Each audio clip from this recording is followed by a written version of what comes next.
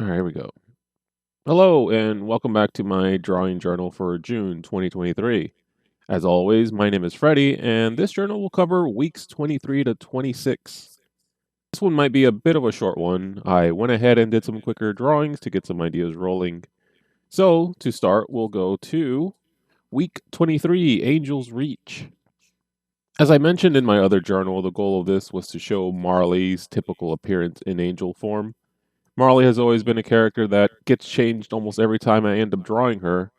Her dress has little changes done to them, but overall design stays the same. In other drawings, she's always been shown with a sword of some kind. The earliest designs had her with more of a lighter, one-handed sword like a fencer, while later renditions, like the one used in the reference, had her with a wider, longer blade. It's been a back and forth idea of Marley being this warrior type angel, but in more recent times, she's mostly just a girl trying to figure out what her mission is while not knowing she's an angel. I played with the idea of drawing her hair similar to the reference drawing I used in the corner, but I felt like her in shorter hair just looked better. I've been wanting to continue challenging myself to do poses that aren't simple in terms of perspective. The reaching out pose has some challenges but can also pay off if done right. Lines were definitely thicker this time around, and that was mostly for how close it was to the frame. I was originally going to incorporate patterns, halftones, and such like a Picasso, except Cyber Marley was already taken in that direction. I realize now that I did not work on her wings like I initially had in the sketch, though looking at it now, the addition of wings might have gone a bit over the top, in my opinion. I decided to keep a white glow behind her as she reached out from a divine place.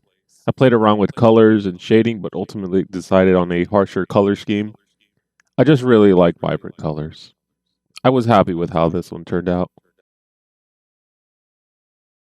Week 24, A Day Under the Sky. What I feel is probably the weakest of the batch this month. I've been looking to challenge myself to not just work on standard poses, but also change things up a bit. This drawing depicts Kaylee and Sho enjoying time under the sun and clouds on a cool spring day. Sho points up into the clouds and reminds you of something, and Kaylee enjoying her time with them. Sho and Kaylee are childhood friends. The story goes that Sho and Kaylee have known each other since kindergarten. Sho was always a reckless kid with a big imagination and liked the idea of going on adventures. He'd poke fun of Kaylee, as kids do, for not keeping up with him. So, with time, she did what she felt she had to do to toughen up so she could stay within his circle. It got to a point where she got so tough it continued on to further years that she gained a reputation of being a bully that would pick on the weak. When her parents passed, Kaylee went away for a while and the two lost touch. They ended up meeting again under different circumstances in high school and went from there. I've written the meeting up again part differently in the past. In one, it's Kaylee who sees Sho all grown up in high school and she goes up to him to punch him.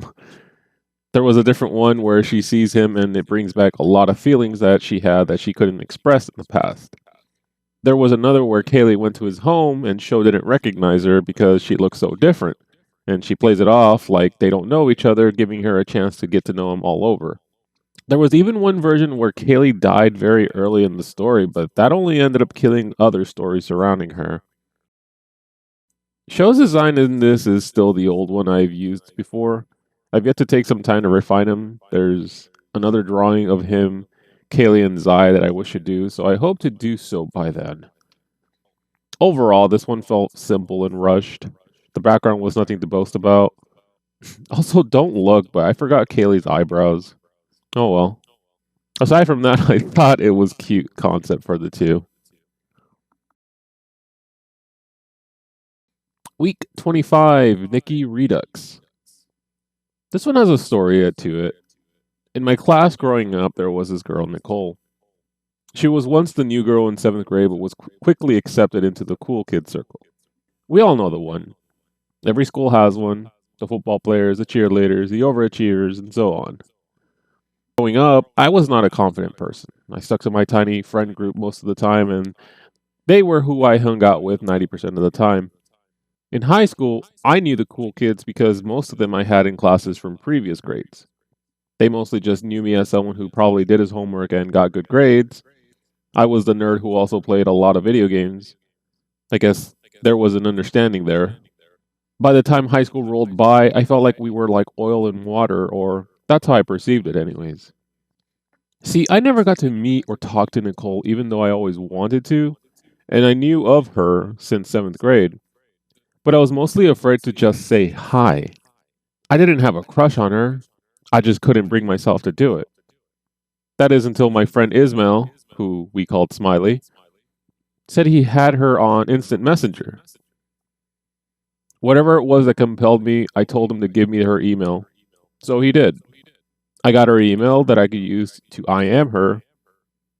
Now what? I didn't talk to her immediately. In fact, it took me a week of contemplating whether or not I should send her a message. When I finally did, it went something like, "Hi, you don't know who I am, but I'm in your history class. I'm Freddie." There was a pause. She then writes, "Oh, hi. Yeah, I know who you are." That alone surprised me, but she made it easy to talk to. So we talked for a bit. We somehow got into talking about DDR and mentioned that I had a demo disc for a DDR game coming up that she could have. I ended up bringing that to give her the next day in class. She ended up giving me a hug, and my friend Caesar gave me a look of like, the hell is going on? The oil and water mixed that day. So, how does this relate to the drawing? I also grew up with a friend next door, Kristen. She was in the cool kids circle and knew Nicole. However, Kristen finished her classes ahead and was graduating halfway through our senior year. In class, because she sat next to me, I drew her as an anime character and wrote her a letter on the back. It was my goodbye to her. Nicole, in one of our IM talks down the road, told me that she saw the drawing and was wondering if I could do one of her. I'm like, yeah, I can do that. So she starts to tell me what she wanted: a Catholic schoolgirl uniform, white top, plaid skirt in red, stockings, and suspenders. I got to work on it right away, finished it, printed it out, and gave it to her. She loved it. I was happy about that for multiple reasons. One, that she loved my art, and two, that she loved that she got what she wanted. Over the many years now, I always wanted to revisit this drawing. Similar to the Kaylee Revisited series, I wanted to use it as a metric to use it to gauge progress. But mostly because I drew this so long ago that I wanted to do it some justice. I'm glad I was able to give it another shot. Also, it hit me recently that the old drawing has her thumb in the wrong side. Sorry, Nicole. Week 26, Cursed Witch. Did I mention I love witches? For this week, I decided to just create another original character that I haven't found a place for yet. She doesn't have a name, but she's a witch that's been cursed for practicing the dark arts a little too much. She started off like any other witch, practicing simple incantations, but ultimately found them to be too simple. In her coven, there are strict rules for witches to not cross into darker arts. Now that I think about it, that's starting to sound very Sabrina-ish. In any case, she ends up becoming cursed with the demon eyes, so it was bound with a gold chain that she must carry with her, wrapped around her arm at all times. I think for that part, I got some inspiration from Miroku's Wind Tunnel from Inuyasha, or even Hiei's Darkness Flame arm from Yu Yu Hakusho. That's as far as I got to fleshing out her story. Her design isn't too complex. Long sleeve dress with the bold stripes coming down from it. I've been wanting to do some stripes ever since I worked on Warrior Sarah the last month.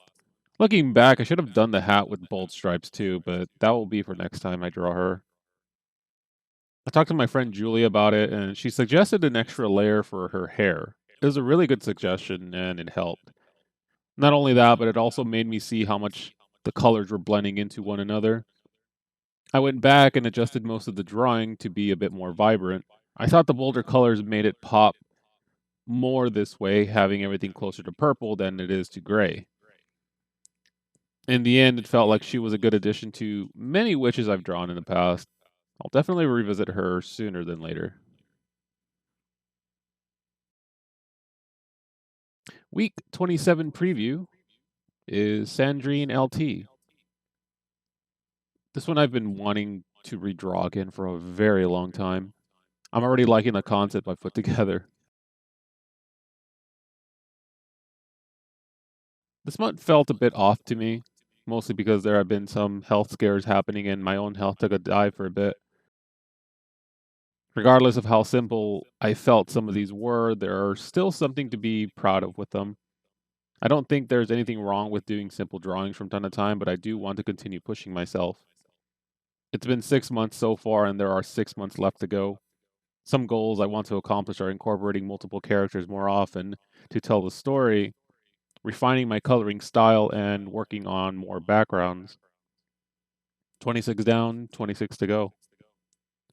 I hope you've enjoyed this entry in my journal and found something that might inspire you. Please let me know what you think about these journals in the comments, and as always, thanks for watching.